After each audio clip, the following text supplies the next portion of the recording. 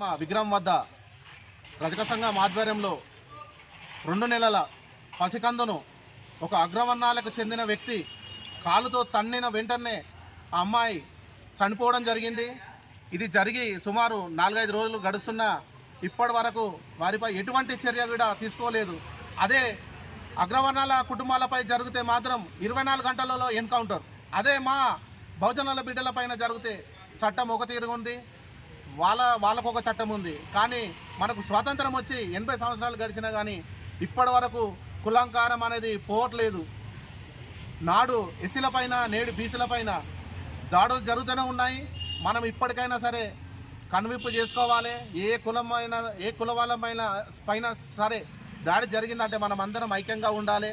ఎందుకంటే మన దేశంలో ఒక కోవ బన్ను ఎన్నో పోరాటాలు ఉద్యమాలు నిర్మించినాం.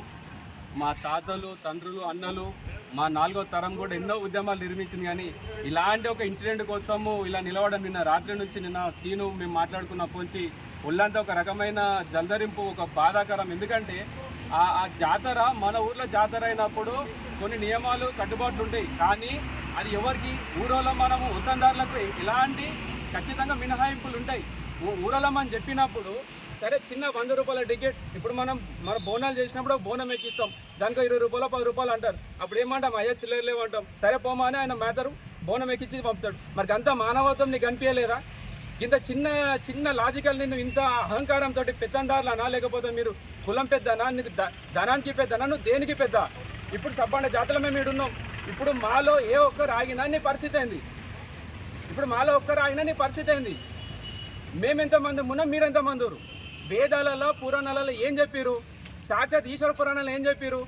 ఏ కులం వాళ్ళు ఏ ధర్మం ఏ వృత్తి పాటిస్తారో ఈశ్వర నా ఈ వృత్తి ధర్మమైనది అని చెప్పి ఆ ఈశ్వరునికి సాక్షాత్ నమస్కరించే కదా పని దైవం అని మనం పురాణాలలో రాసి ఉంది.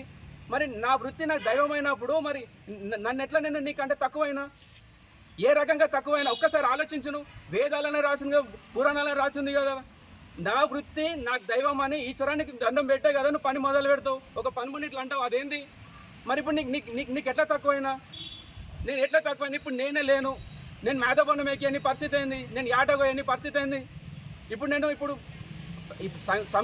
కీసర అంబేద్కర్ విగ్రహం నుండి చాకలి ఐలమ్మ విగ్రహం వరకు మంగళవారం రోజున కీసర మండల రజకులు నిరసన ర్యాలీ నిర్వహించారు. నాగర్ కర్నూల్ కుమ్మెర గ్రామంలో రజక కుటుంబంపై దాడి చేసిన వారిని వెంటనే అరెస్ట్ చేసి నిందితులను కఠినంగా శిక్షించాలని, బాధిత కుటుంబానికి న్యాయం చేయాలని డిమాండ్ చేశారు. అనంతరం బేబీ మౌనిక ఆత్మశాంతి కోసం రజకులు అంబేద్కర్ సంఘ నాయకులు చాకలి ఐలమ్మ విగ్రహం వద్ద అమర్హాయ్ అంటూ మౌనం పాటించారు.